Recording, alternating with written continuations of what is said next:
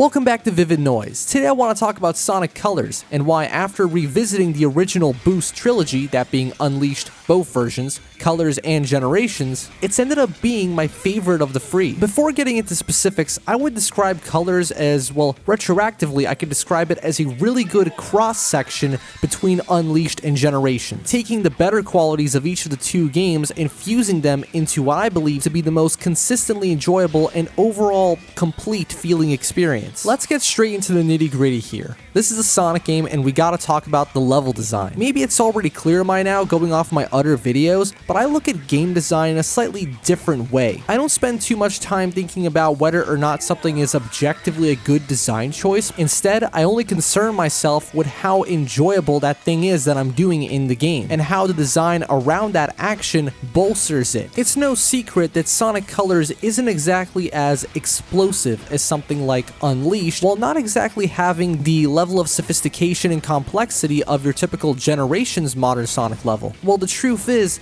that might be the exact quality that allowed me to have as much fun with Colors as I did, because it's right in the middle. It still has an element of spectacle, and it does overdo it just a little bit like in Starlight Carnival, but when it puts its head down, Sonic Colors is just a straightforward platformer, with even some elements of puzzle solving, very light puzzle solving, but still. As I said, after playing through the three of these games back to back, there was something so refreshingly simple about the way that Colors approached level design and pacing. There's just something a little more laid back about the experience, which ties into the game's amusement park theme. That's not to say that there's no alternate pathways or the levels are just completely linear, absolutely not. There's plenty of different ways to get to the goal ring, helped especially by the introduction of the Wisps, which I'll talk about a little more later, but the bottom line when it comes to Sonic Colors' level design is that its restraint is what allows me to enjoy it a lot more than something like Generations, because that level of, openness when it comes to how many different ways there is to get to the goal ring can be a little bit overwhelming. If you've watched my N++ video, you'll know that I sometimes am not actually a huge fan of a game giving you too many options as to how to progress. It's good to have those options, but sometimes you don't really feel like you're making the right choice unless you've studied the game for hours, and sometimes I don't have those hours to spend. Now, Unleashed is also a lot more straightforward, but with that game, the scope of the levels almost makes certain platforming sections or just whole chunks of the levels feel a little inconsequential. Like, it doesn't really matter exactly how I proceed through it because there's just so much of the level that everything just becomes a blur. While in Colors, the levels are a little smaller in scope, and so you actually care a lot more about how you approach each section. And I said I'd talk about the Wisps, so here I go. I actually really like the Wisps, specifically how they were incorporated into Colors. I guess it makes sense that it would be the best game to utilize them because it was the first game to utilize them. The Wisps add a ton of replay value to every single stage because you unlock them as you go, and they open up all sorts of different ways to get to different areas in the levels, which is fun in and of itself, but it also allows you to get the red rings. Now, when it comes to Sonic games, I'm not super big on some arbitrary collectible, but the red rings are a good incentive to try and explore these levels a little more and get yourself into these different areas. Even if it weren't for Super Sonic, it's still a fun challenge to try and find different ways to maneuver Sonic around these stages. As for the Wisps in future games, I never really found them too offensive. They were just kind of, the Mario power-up of Sonic. But I can't say I missed them too much in the later games. Although, speaking of the Wisps, I think tying them to the boost was actually a really good decision because it allowed boosting to feel a lot more significant, a lot more substantial, more special, when you can do it less often. I don't know, I think there's just something about the EQ that it applies to the music and the motion blur that makes boosting on its own, even if you're not necessarily gaining anything from it,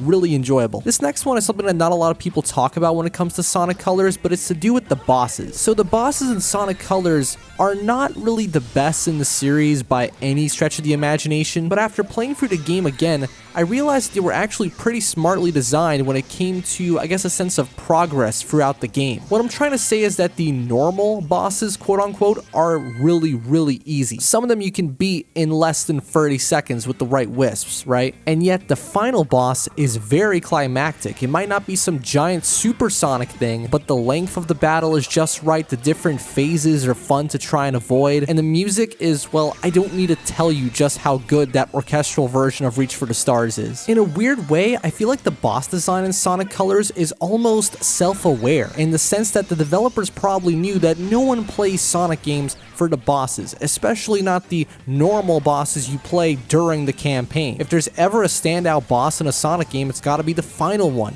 And yeah, in this game, I'd say it's a standout, but the rest can be dealt with very, very easily. And I don't really have a problem with that at all. It just keeps the pace of the game going. If I had the choice between a bunch of really short and easy bosses, but then a pretty good final boss, compared to all of the bosses in the game way overstaying their welcome, like in Generations and Unleashed in my opinion, then I think I know what I'd pick. Although, credit where it's due, the DS version actually has some fairly challenging bosses. You know, nothing too crazy, but they definitely require a little more effort than the ones in the Wii version. Another pretty overlooked meta aspect of Sonic Colors' design would be the overall game act structure. I don't know about you guys, but I actually really like the fact that Sonic Colors is split up into these 6 distinct acts plus a boss. For one, I enjoy the abstract video gaminess of having the levels split up this way rather than trying to contextualize everything into sort of making sense as one coherent journey, but I feel like getting to spend more time within these areas by splitting everything up into these smaller sections allows the locales to feel a little more realized, more lived in. I don't know, maybe I'm weird for this, but having more acts this way makes every area feel a little more fleshed out. Plus, the 6-act structure means that we get 3 different versions of every track rather than just 1 or 2. And the more music, the better, because this game's soundtrack is amazing, as you would expect,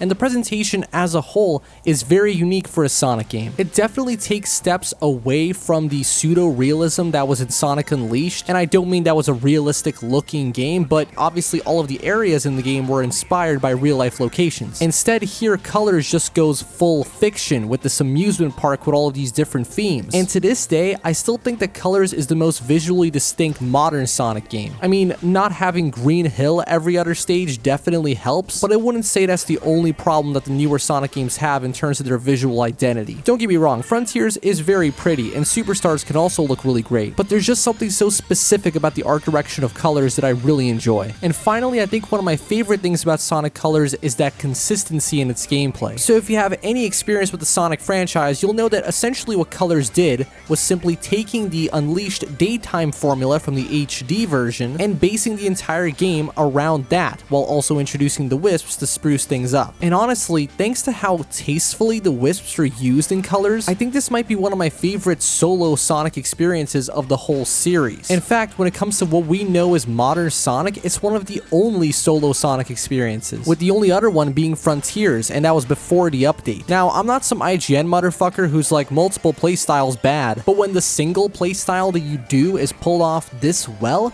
I do generally prefer that approach. And again, thanks to the Wisps and more platforming focused level design, just the boost trademark style of gameplay never really gets old. I always enjoy going back to Colors and fully replaying it. Can't really say the same for Unleashed, and even with Generations, some of the missions kind of get on my nerves. So let's end it around here. I understand why everyone loves Unleashed and Generations. They both have great qualities, but for me, it's gotta be Colors when it comes to the modern games. So yeah, thanks for watching another episode of Vivid Noise, and I'll see you guys next time.